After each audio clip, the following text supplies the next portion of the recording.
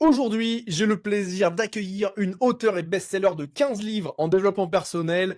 Elle est formatrice et coach spécialisée dans le Ho'oponopono et le Feng Shui. À l'heure d'aujourd'hui, elle a vendu plus de 200 000, oui, 200 000 livres qui ont été traduits dans plus de 10 langues. Elle a développé son activité avec les réseaux sociaux et elle vend des produits digitaux destinés au grand public.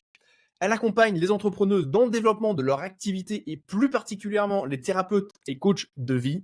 Son truc, c'est qu'elle allie le business et le spirituel.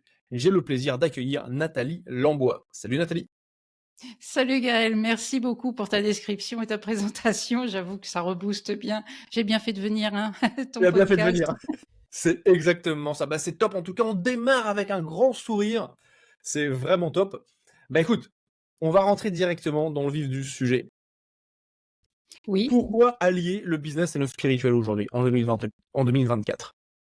oui, lapsus révélateur 2022. Il s'est passé des choses depuis ces dernières années qui fait qu'on a besoin de se retrouver en tant qu'être humain, de sociabiliser.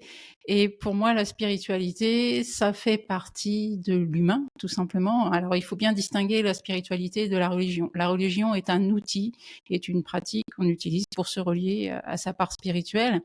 Ce que je considère comme spirituel, c'est simplement le fait d'apprendre à apprécier les bons moments, la nature, ce qui se présente à nous, et puis surtout d'apprécier la relation aux autres et d'essayer de développer ce côté social, non pas en ayant peur de l'autre, mais en acceptant l'autre tel qu'il est, en étant dans l'écoute, dans l'empathie autant que faire se peut. Et alors, je veux pas parler d'un monde de bisounours, c'est simplement de comprendre que l'être humain, il a le droit de se tromper, de pas être parfait tout le temps. Et ça, pour moi aussi, ça fait partie d'une démarche spirituelle, c'est-à-dire d'aller dans l'accueil de nos erreurs, dans l'accueil de notre apprentissage, parce que quand on accueille, eh bien, on peut transformer tout simplement. Et c'est aujourd'hui, ça me semble important de le mettre dans le business, dans tout ce qui est entreprise, entrepreneuriat, justement pour retrouver une stabilité et donner du sens à notre existence. Parce que je pense que ce qui manque aujourd'hui, et je pense que ces dernières années nous ont vraiment, vraiment, euh, on va dire, déphasés, on nous a désalignés, on manque de sens, on n'a plus de but véritablement, d'idéologie vers laquelle on a envie d'aller pour essayer de réaliser quelque chose pour ce monde, pour nous, pour nos proches. Et pour moi, c'est pour ça que c'est important d'intégrer et de le faire à sa manière.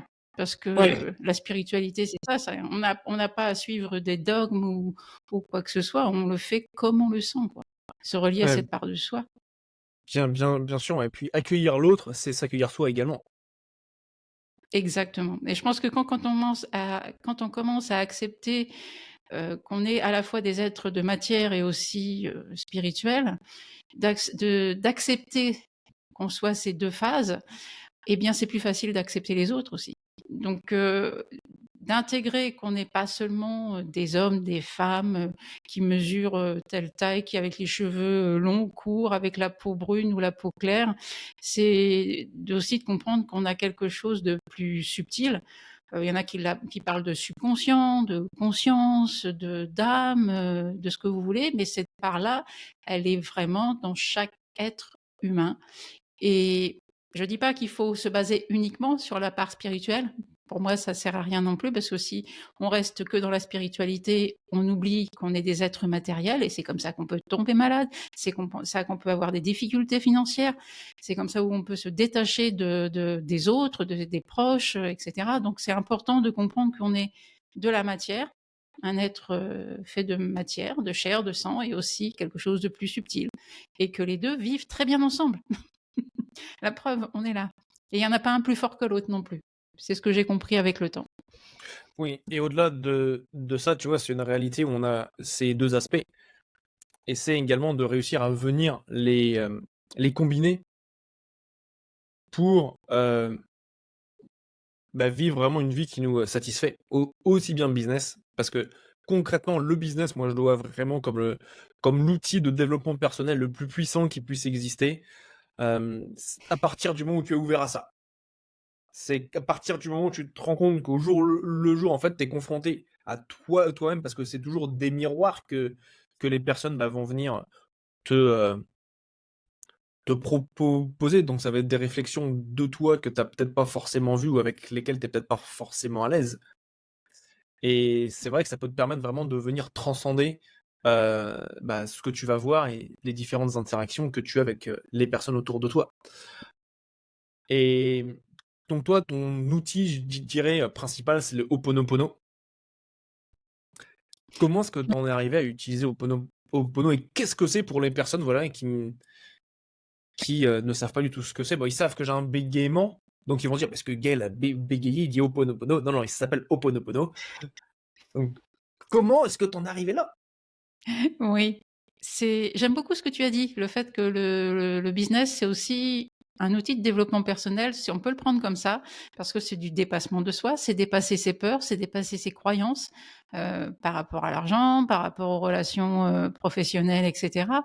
Donc, quand on est dans l'entrepreneuriat, effectivement, on va être confronté plus souvent à ses propres peurs, à ses propres croyances, qui sont envoyées effectivement par l'effet miroir des autres, des situations auxquelles on est confronté. Et Ho'oponopono rentre parfaitement en adéquation avec ça, puisque c'est une pratique qui nous vient de Hawaï. Un drôle de mot, quand je l'ai entendu, qui faisait pas très sérieux, la première fois que j'ai entendu ces mots-là, mais en même temps, ça m'a intriguée, donc je suis allée voir un peu plus loin. Ce Ho'oponopono permet de se relier donc à cette part de soi qu'on peut appeler part spirituelle, divine, etc. Moi, j'appelle moi profond. Ça permet de retrouver cet équilibre, comme je disais tout à l'heure, entre la matière et le spirituel, et surtout, surtout, de se libérer de toutes ces mémoires, de toutes ces croyances que l'on a, euh, et qui sont entretenues par notre ego, par notre mental. À chaque fois qu'on est confronté à une situation qui nous met en difficulté au niveau émotionnel, eh bien, il faut comprendre que derrière, il y a des mémoires, il y a des croyances qui sont réveillées, et qu'au lieu de chercher à lutter contre, eh bien, il y a cet outil qui permet de nettoyer, libérer ces émotions qui sont éveillées.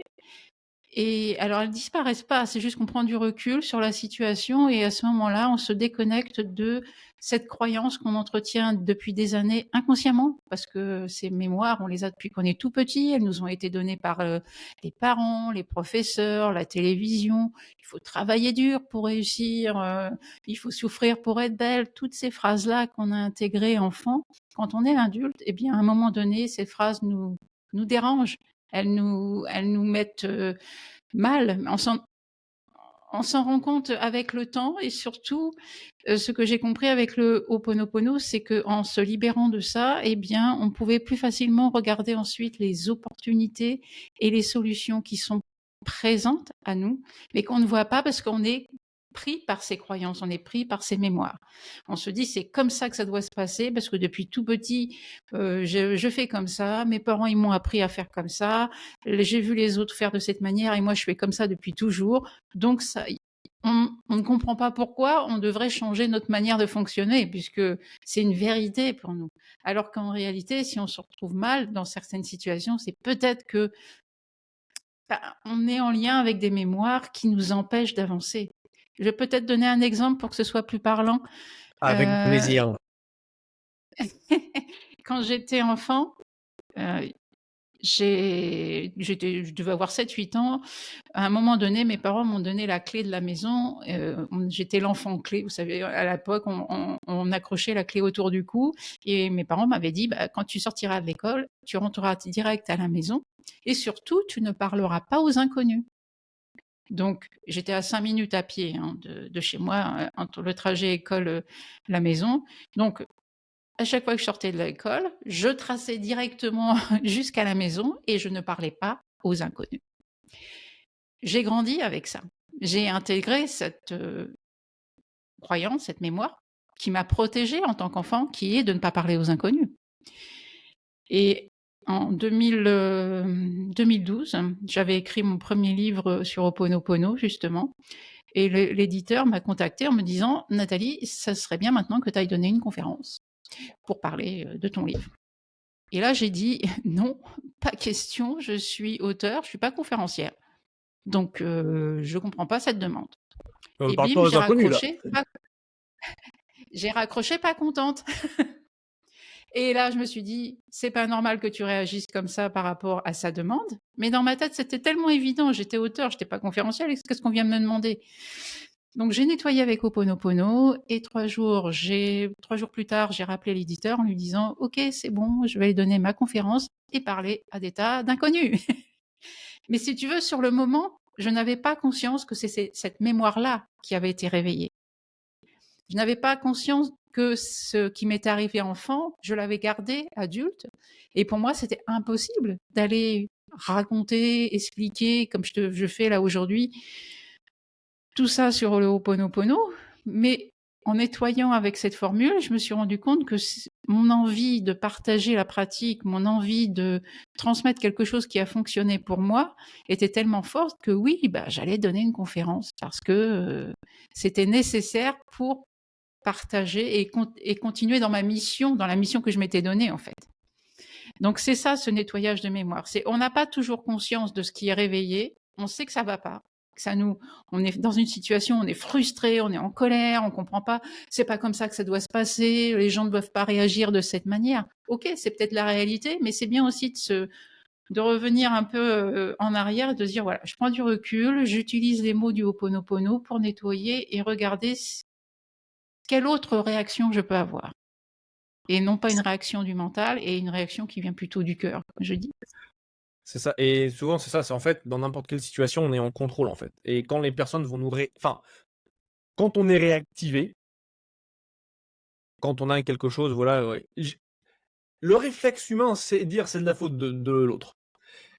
Il y a quelque chose que j'aime dire, et je faisais ça quand je donne des conférences, c'est je demandais aux membres de l'audience à dire pointez tous du doigt dans ma direction. Donc, tu vois, je leur ai dit pointez du doigt, et je leur dis maintenant regardez votre main. Et quand vous pointez l'index du doigt, vous regardez bien, il y a 3 doigts qui pointent vers vous. Qui vient vous montrer où est-ce que c'est réellement. Et c'est tellement vrai, tu vois, très souvent quand on est réactif, on dit ah, c'est lui qui me fait chier, c'est lui qui me saoule, c'est de sa faute. Non, non, non, non. Tout part de nous, en fait. Et c'est quelque chose. Alors oui, pour certaines personnes, ça, quand je vais leur dire ça, ils vont dire mais non, c'est pas possible, Gaël, tu dis n'importe quoi. Mais en réalité, si tu veux vraiment les clés pour être amené à vivre une vie qui soit plus, je dirais, avec moins de haut et de bas et moins de d'anicroche. Je sais pas ce que ça veut dire vraiment le mot anicroche, mais je trouve que ça passe bien là. C'est de se rendre compte qu'on est la source de tout, en fait. Tout part de nous, et c'est notre action, elle est propre à nous. Et on a aussi, on nous a pas appris, malheureusement, on sait calculer la somme de Pythagore et comment ça fonctionne, chose que je n'ai jamais utilisée depuis peut-être la 4e, mais on nous a jamais expliqué comment faire en sorte de résoudre les hauts et les bas émotionnels qu'on vit, qu'on traverse en tant que personne. Mmh. Et un point que je voudrais rajouter également par rapport au fait que le business est un très beau outil de développement personnel, c'est que moi, c'est ce que j'ai fait, tu vois, genre les 2, 3 premières années de mon entreprise. Où pour moi, je voyais vraiment, tu vois, m'aidant à évoluer. Jusqu'au jour où je suis assis dans l'avion en revenant de Nice, en France, et je m'assois à côté de quelqu'un et on parle business. Et lui, il a un restaurant, et je comprends que lui, il est très axé business. Et là, à ce moment-là, je me dis, mais en fait, j'ai raté une partie de ce que c'est le business. Le business, ce n'est pas que du développement personnel. Il y a aussi la partie business, et voilà, faire rentrer de l'argent dans les caisses pour le développer.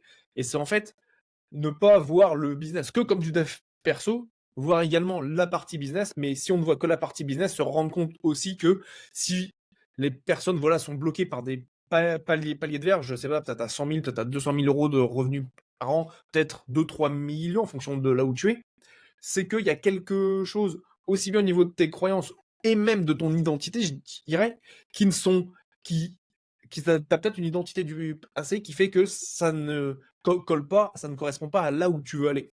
Et c'est important de prendre ça en considération pour aller pour s'autoriser à libérer ces aspects qui te bloquent de manière complètement inconsciente, parce que on l'a fait toute notre vie. Pourquoi changer? On s'en rend même peut-être pas compte.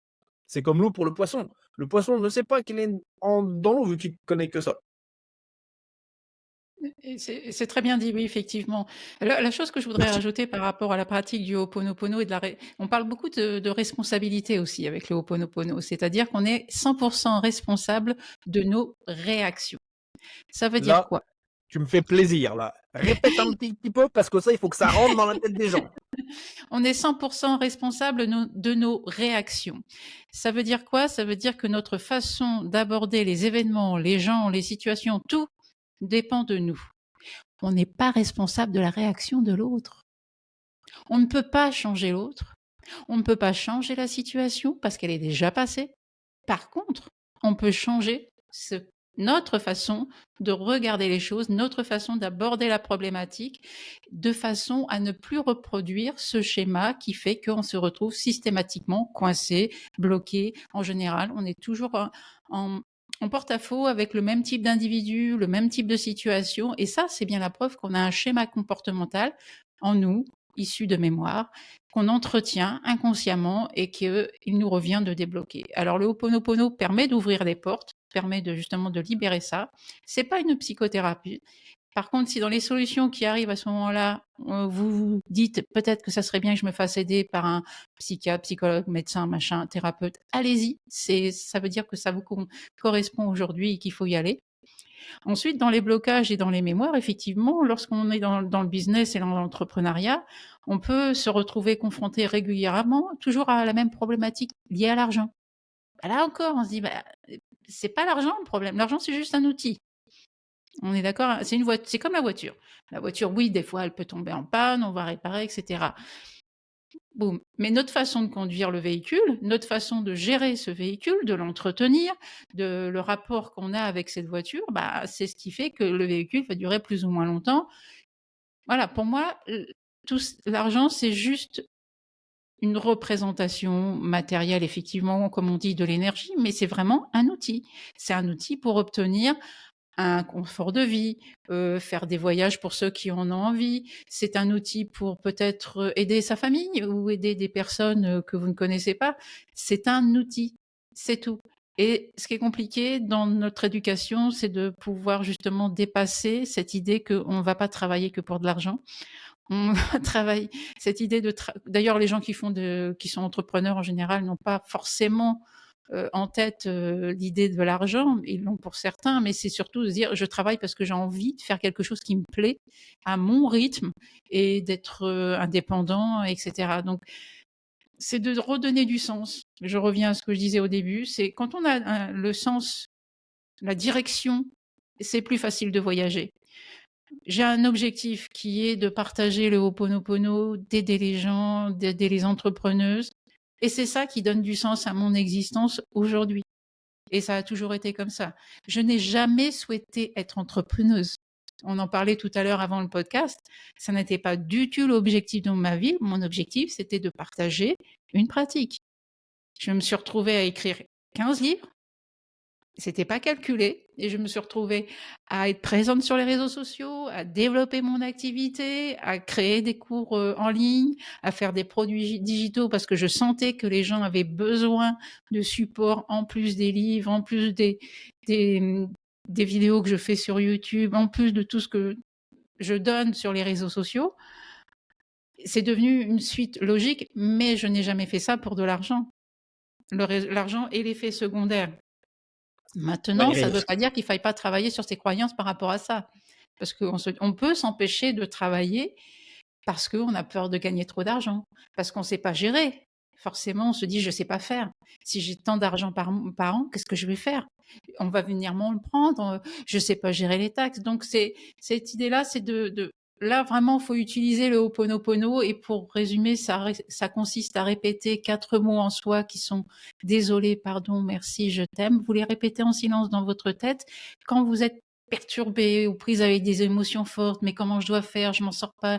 Au lieu de ruminer ça tout le temps, désolé, pardon, merci, je t'aime dans la tête, en boucle, pour couper le mental qui est en train de vous nourrir de ces croyances qui vous empêchent d'avancer, qui vous paralysent et qui vous limitent. Ces fameuses croyances limitantes. C'est ça Magnifique. l'intérêt.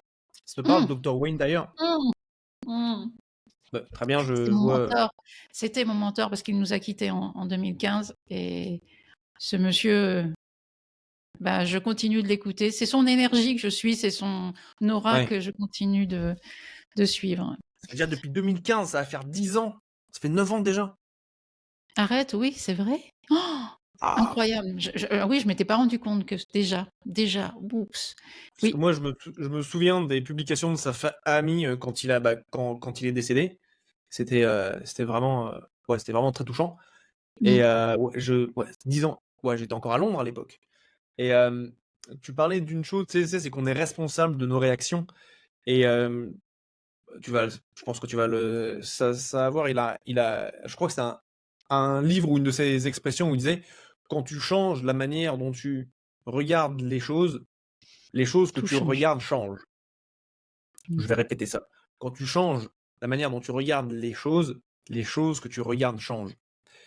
Et c'est en fait, quand j'ai compris cette phrase-là, enfin, déjà quand je l'ai entendue la première fois, j'ai fait: «OK, d'accord», et la deuxième fois, quand j'ai commencé à la comprendre, je me suis dit: «Mais en fait, c'est la clé la plus puissante qu'on puisse avoir pour guérir n'importe quelle chose qui nous arrive, que ce soit dans nos relations avec notre mère, notre père, notre frère, notre sœur, avec les clients, avec les prospects, avec sa femme, avec son mari, avec le voisin, etc.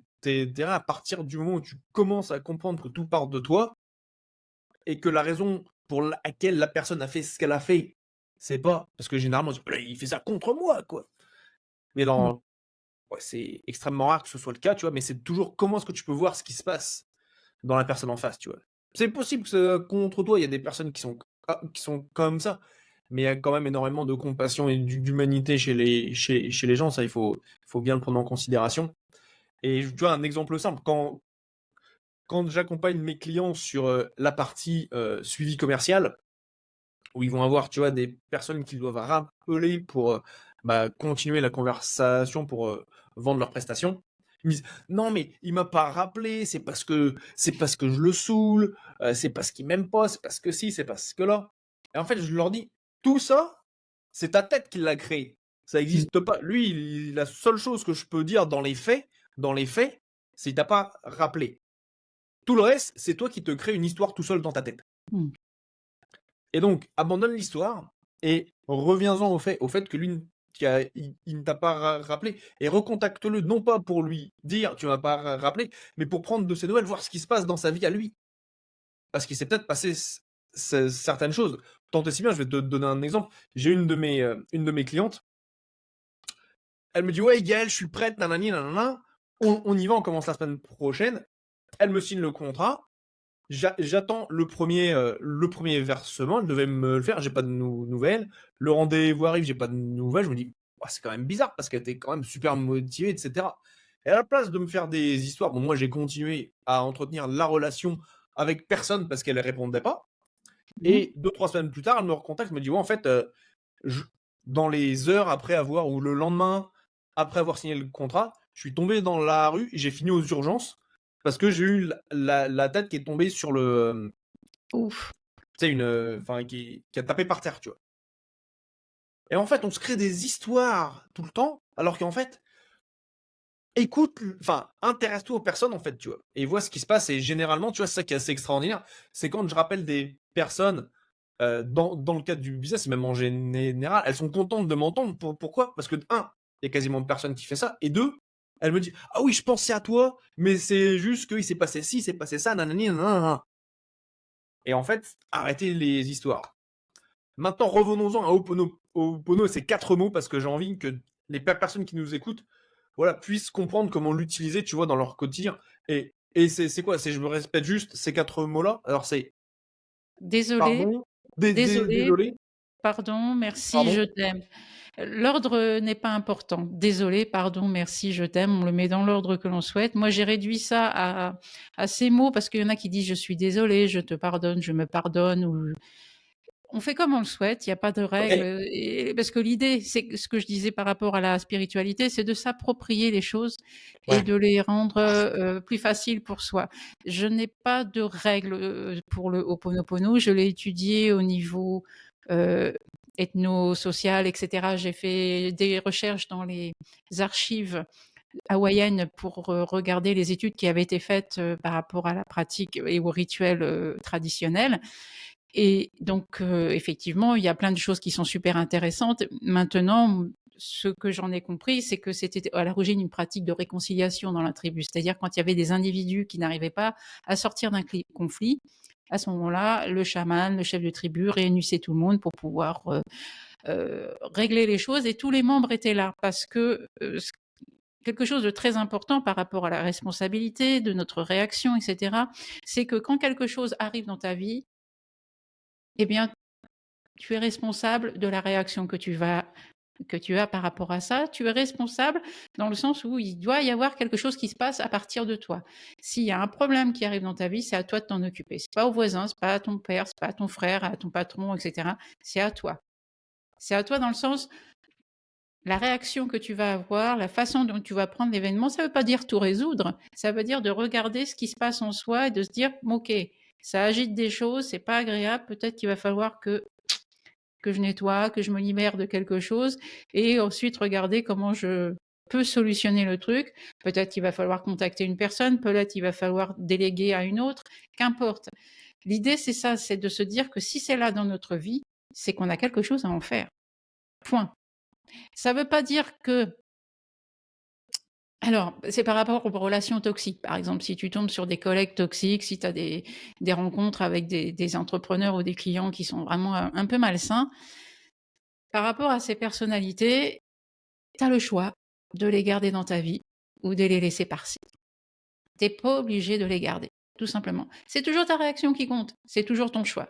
Donc, c'est aussi de comprendre ça aussi, qu'on a cette liberté d'agir.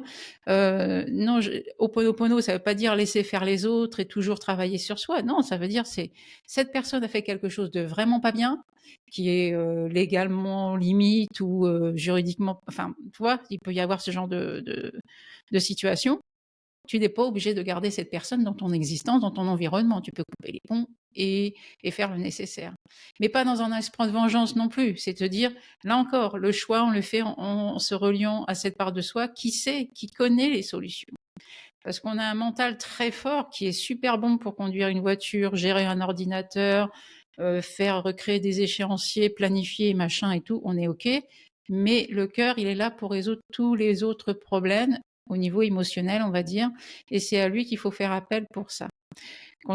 Si on reste à essayer de résoudre les problèmes avec celui qui les a créés, c'est-à-dire le zinzin, on risque de continuer de patouiller encore longtemps.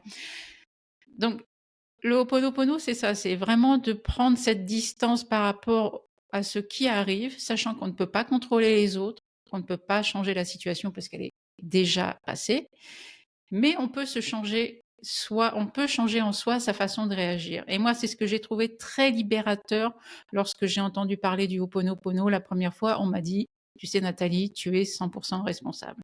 C'est libérateur parce que je n'attends rien des autres. J'attends pas qu'ils changent. Je n'attends pas que mon patron agisse. Je n'attends pas que le gouvernement fasse je sais pas quoi. C'est moi qui prends la décision de transformer. Effectivement, quand on change son regard sur les choses, ces choses-là se transforment. Elles se transforment à partir de nous. Et si on attend que les autres changent, eh bien, on va encore souffrir pendant longtemps. C'est compliqué. Et on peut le faire, hein. Je l'ai fait. J'ai fait cette erreur aussi. Mais au bout d'un moment, je me suis rendu compte que non, ces personnes ne changeront jamais ou cette situation n'évoluera pas tant que je ne passerai pas à l'action. Mais l'action inspirée. Toujours Ouais. pareil. C'est en ça que aide le Ho'oponopono. Pour moi, c'est de la micro-méditation. On se relie à la part de soi qui a les solutions, parce qu'on est plein de ressources, on a plein de compétences. On a toujours l'impression que la solution est à l'extérieur, parce que on a l'impression que le problème vient de l'extérieur. Mais en réalité, on a la solution en nous, parce que nous, on a quelque part en nous ces compétences qui sont là depuis de notre naissance, mais aussi depuis bien avant. On a des réflexes, on a un instinct, on a plein de choses, l'être humain a acquis plein de choses au cours de ces derniers millénaires, et donc tout ça, on l'a en nous, et on peut agir. Donc on a toujours l'impression, effectivement, d'être impuissant, démuni, et surtout dans la situation qu'on a vécue là en 2020, Il y a eu une forte notion d'impuissance qui est apparue par rapport aux gens. On peut rien faire, à part rester enfermé chez soi. Et ça peut générer beaucoup de frustration, beaucoup de mal-être. On est coupé des autres. On a l'impression que si on fait quelque chose, ça va être mal fait. Alors qu'en réalité, on a plein de capacités et les gens sont majoritairement très raisonnables et ont la tête sur les épaules et ne font pas n'importe quoi. Ça aussi, c'est important de le rappeler. Les médias ne montrent que les individus qui font n'importe quoi et c'est une minorité. La majorité des gens ont envie de vivre bien et tranquille. Ah, ça, c'est de la. En anglais, dit sweet music to my ear. Là, je suis très heureux de ce que tu partages. C'est vrai, tu vois, j'ai dans ma famille qui écoute les informations et BFM globalement en boucle, j'ai plus l'impression que c'est la rubrique nécrologique du journal, tu vois. Oui, C'est que ça. Et si t'écoutes que ça, bah, tu vas croire qu'il y a que ça dans le monde. Ça, c'est normal. C'est comme exactement. ça que tu configures ton cerveau et que les médias bah, sont faits bah, pour configurer ton cerveau parce qu'ensuite, bah, ils ont d'autres objectifs, disons. Bah, Et justement, par rapport au cerveau, vite fait, excuse-moi, vite c'est fait, oui, justement, c'est de nourrir son subconscient avec des choses qui sont différentes pour pouvoir justement créer une vie différente.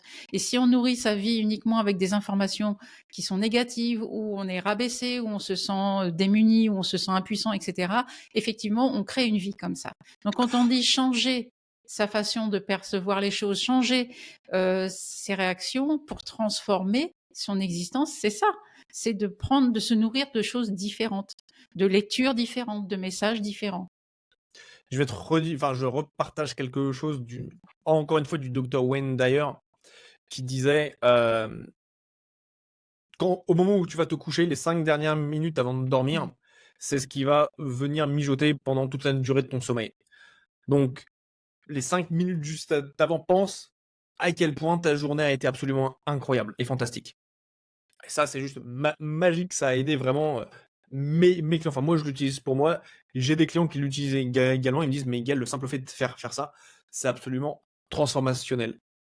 Nathalie, ce podcast s'appelle Le différenciateur inné. Quel est pour toi ton différenciateur inné? Mon Je tape déjà différenciateur en toi. inné. Ouais. Oula, ça c'est ce qui me différencie des autres par rapport. Alors, Ouais. inné, alors ça veut dire vraiment quelque chose où j'ai la sensation d'être venu avec. Qui est déjà en toi, tu vois. Tu sais, on parlait, tu sais, avec voilà, qu'on a déjà tout en nous. Moi, j'en suis persuadé. J'ai un process qui s'appelle l'extracteur de valeur. Pour moi, les personnes ont déjà tout en eux, enfin tout en elles, et c'est juste aller le révéler au Révéler, monde. me Moi, révéler, c'est ça. c'est ce que j'aime faire. Et j'aimerais comprendre, toi, tu vois, quel est pour toi, voilà, ce différenciateur inné. Pour moi, c'est de révéler les autres. J'ai la capacité à voir chez les individus le potentiel qu'ils n'arrivent pas à voir, mais plus que le potentiel, des compétences. Et ça, je l'ai depuis très longtemps, effectivement. C'est pour ça que j'ai plaisir à accompagner des entrepreneuses parce que elles sont hésitantes, elles se remettent en cause tout le temps. Et puis, ben, la femme dans la société n'a pas une position très, très facile à gérer au quotidien parce qu'on est vite catalogué. Alors, on est vite jugé de par notre physique, hein, parce que c'est quand même la tendance de notre société. Et donc, moi, l'idée, c'est de vraiment d'aider ces personnes à comprendre elles sont au-delà de toutes ces apparences, elles sont au-delà de tout ça. Je pense que ça fait partie vraiment de mon différenciateur. J'arrive à voir chez les autres ce que eux ne veulent pas voir, veulent plus voir, ou simplement on les a peut-être abîmés, on va dire, quand ils étaient plus jeunes. Et ça, c'est quelque chose que j'aime. Je n'arrive pas à voir, par exemple, si je croise une personne sans abri qui vit dehors, je ne vois pas un être humain en difficulté, je vois quelqu'un qui a eu des épreuves et qui arrive à survivre malgré ces épreuves et qui a un potentiel énorme. Et voilà, ouais, enfin, je ne veux pas rentrer dans des choses trop philosophiques, mais c'est un peu cette démarche-là que j'ai. C'est de voir Ok. la profondeur des gens. Ouais. Magnifique. Donc, c'est vraiment aller chercher. Moi, je fais référence au diamant brut que les personnes ont en elles. Et Mm. pour moi, elle a été étouffée trop souvent par trois choses. C'est l'école, la société et, sous couvert de bienveillance, la famille. Exactement. Ah ben là, je Et ne peux pas les, dire mieux. Je ne fais que te rejoindre. et les différents dogmes, et c'est quelque chose aussi que tu as dit, c'est qu'Ho'oponopono n'est pas un dogme. Donc c'est comme ça, c'est Non. pas autrement, tu poses pas de questions. C'est tout est amené à se poser des questions et remettre en considération pour voir ce qui nous sert, nous, ce qui est pertinent pour nous. Ça, c'est vraiment, vraiment vital pour ça. C'est ça, oui, Hum, parce que cette pratique-là, si je l'ai adoptée assez rapidement et que j'ai continué de la conserver, parce que j'ai été formée à énormément de techniques en psycho-énergétique, des outils énergétiques purs. Bref, j'ai suivi beaucoup de formations, mais ce Ho'oponopono, il est resté parce qu'il nous rend autonomes. Il nous rend autonomes, c'est-à-dire qu'on reprend la main sur son existence. On comprend que là, on est créateur de son propre monde. Et bien sûr qu'il y a des choses désagréables qui se passent à l'extérieur. Bien sûr qu'on ne peut pas.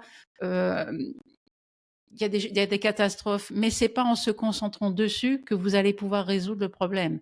C'est pour moi tout part de nous dans le sens où quand on arrive à être bien, et c'est ça aussi qui me plaît dans le coaching que je fais aux entrepreneurs, c'est que de savoir que des gens vont se révéler à travers leur activité, que ce soit financièrement, que ce soit émotionnellement, que ce soit voilà au niveau psychologique et autres, énergétique et autres, eh bien ces personnes-là font du bien à ce monde.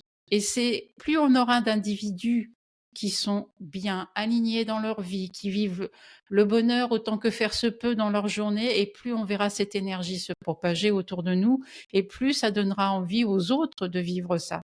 En fait, il n'y a pas besoin de changer le monde, mais de se transformer soi pour accepter d'être heureux. Je pense que ça aussi, ça fait partie des clés, c'est de se dire on a le droit d'être heureux. ouais, tout part Vous avez le de... droit d'être heureux. C'est pas parce que ça va pas que dans ce monde que vous n'avez pas le droit d'être. Au contraire, au contraire, c'est apporter de la joie en étant heureux vous-même dans ce que vous faites, avec ce que vous utilisez dans votre entreprise. Si vous êtes bien dans votre activité, mais oui, assumez-le complètement. Ça fait du bien de voir des gens qui sont voilà, qui ont des clients, qui font des gros chiffres d'affaires. Pour moi, je trouve ça très encourageant. Annonce publique, c'est OK d'être heureux. Super. Écoute, on Même va quand tout va commencer à mal, comprendre. surtout quand tout va mal. Ouais, on a ouais, ouais, ça c'est encore ça on pourra encore en parler pendant des heures sur cet aspect de compréhension de comment être heureux, même si l'extérieur envoie un autre, comment dirais-je, un autre signal.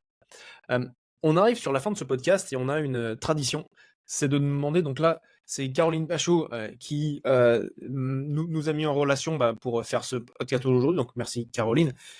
Et maintenant, je te pose la question, c'est qui aimerais-tu voir dans ton entourage qui passe justement sur cet épisode enfin ce podcast de différenciateur inné. Alors, la personne qui me vient en tête, c'est quelqu'un qui travaille avec la loi d'attraction. Je ne sais pas si tu connais? Ok. Si, oui, oui. Si, je pense que tu connais un peu, Ah, oui. la loi de l'attraction, oui. Oui, oui, la loi d'attraction, et donc alors là, on est dans l'archi, l'archi spirituel, mais c'est quelqu'un qui est aussi dans le business et qui est entrepreneuse, donc peut-être que ça serait intéressant de faire venir, Muriel Marchand.